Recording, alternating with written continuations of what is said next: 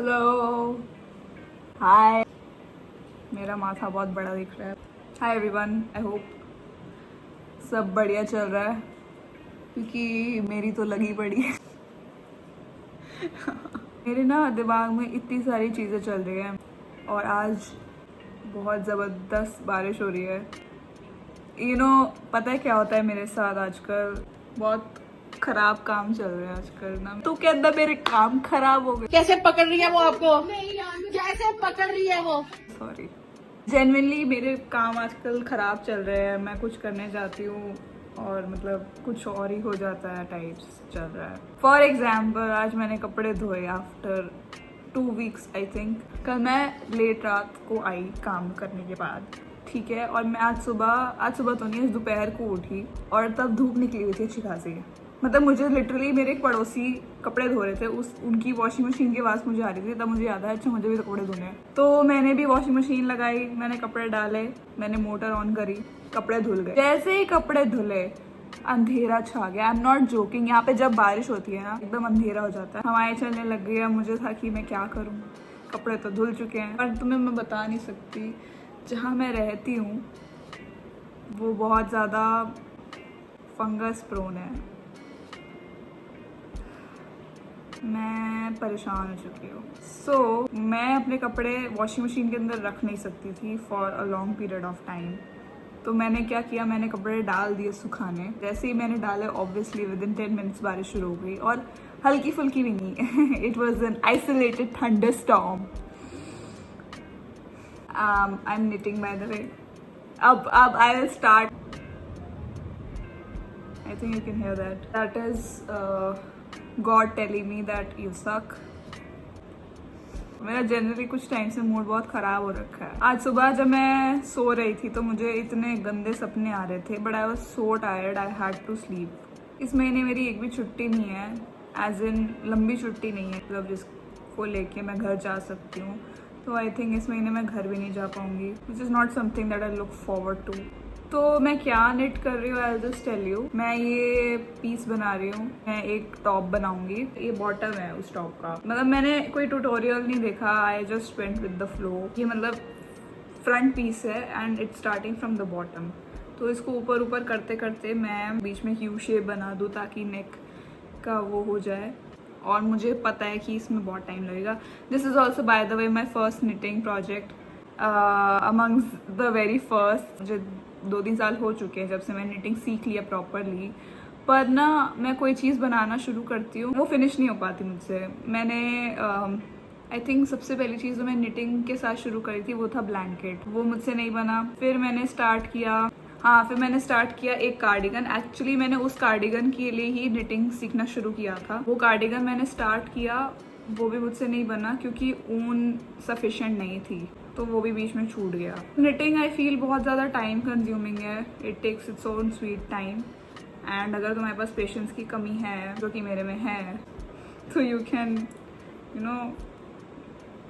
नहीं हो पाएगा तुमसे। एक्चुअली आज मुझे अपनी छुट्टियों के लिए अप्लाई करना था। बेसिकली अभी नवंबर चल रहा है, तो नवंबर में मैं जनवरी, फरवरी और मार्च के मंथ्स के लिए अप्लाई कर सकती हूँ।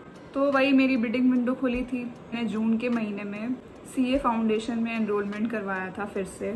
मैं तुम्हें बैक स्टोरी बताती हूँ, मेरे और CA के कितने पुराने रिश्ते। मैं 9th क्लास में थी, मतलब मैं नई अभी 9th में आई थी। मेरे स्कूल में हमें बोला गया था कि आप एक 6 सब्जेक्ट चूज कर सकते हो मैंडेटरीली, जिसमें हमें 3 ऑप्शंस मिले थे।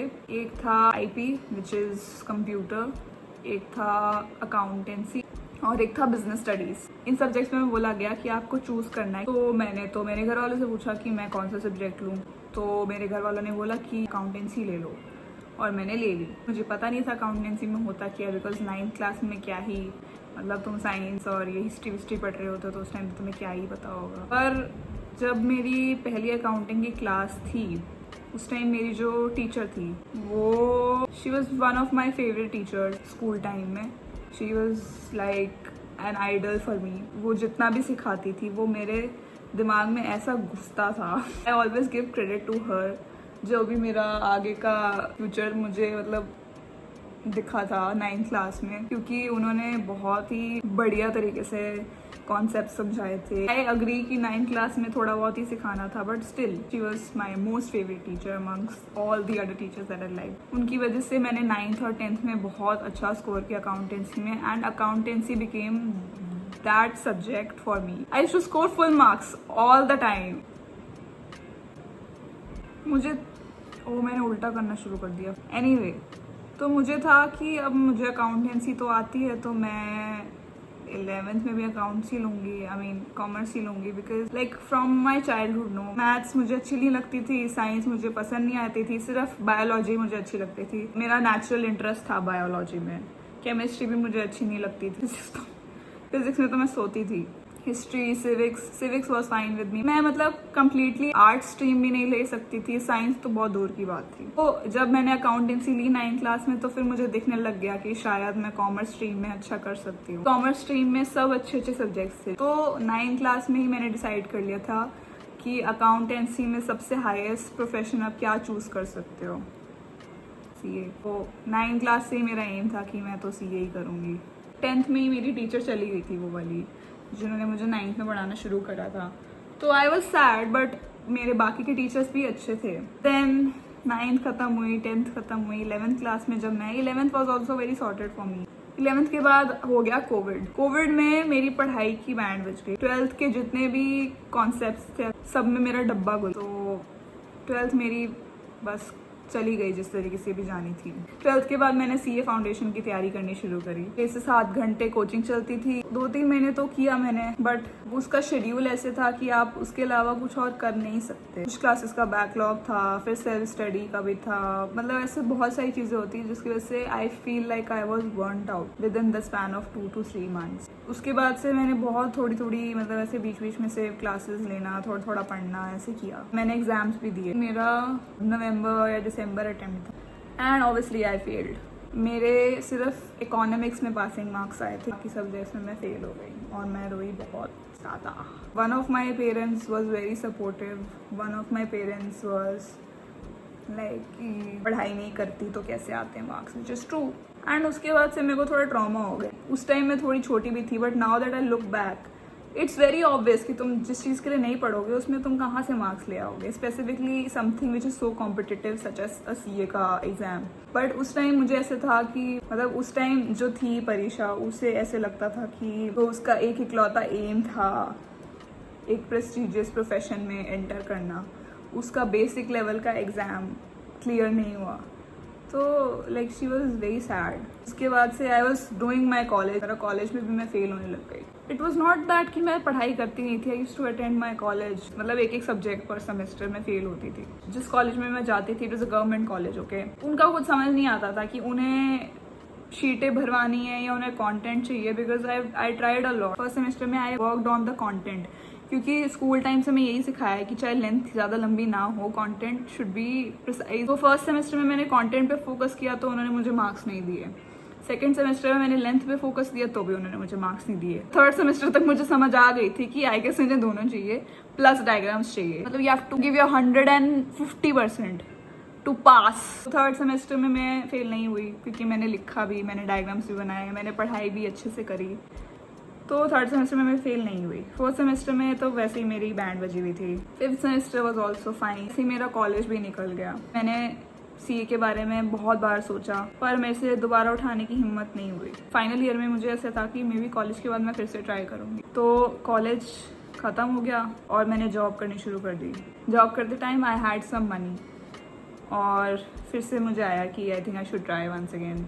तो मैंने फिर से सीए फाउंडेशन में अप्लाई कर दिया। इसमें तो फर्स्ट टाइम से भी बुरा हाल हो गया मेरा, बिकॉज मेरे जॉब का शेड्यूल जो है वो बहुत ही ऐसे अनसर्टन सा है। कभी कभी I come back at around 5 in the evening, कभी कभी I come back at around 5 in the morning। तो it's very difficult to create discipline in this environment. फिर भी मैंने 1 महीना पढ़ने की कोशिश करी।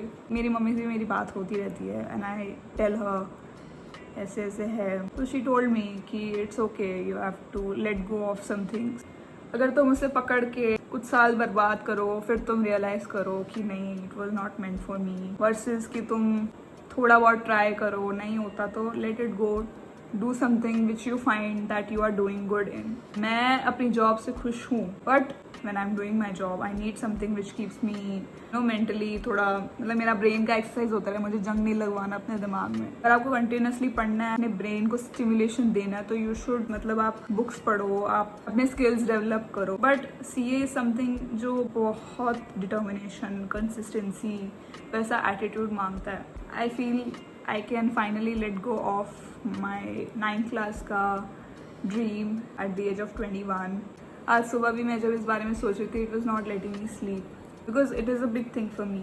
It is a big thing for 9th class की परीक्षा. फिर मैंने अपनी बुक्स की तरफ देखा. मुझे आज भी याद है जब मेरा फाउंडेशन क्लियर नहीं हुआ था, उसके कुछ सालों बाद मैंने बुक्स फेंक दी थी कि ये मेरी मतलब की तो है नहीं अब. माई मॉम टेल्स मी कि CA मेरे लिए एक दुखती नब्ज है. आई हैव टू एक्सेप्ट कि it's going to be a scar, it's going to be there. उसको ना मैं हटा सकती हूँ, ना ही मैं उसको छुपा सकती हूँ.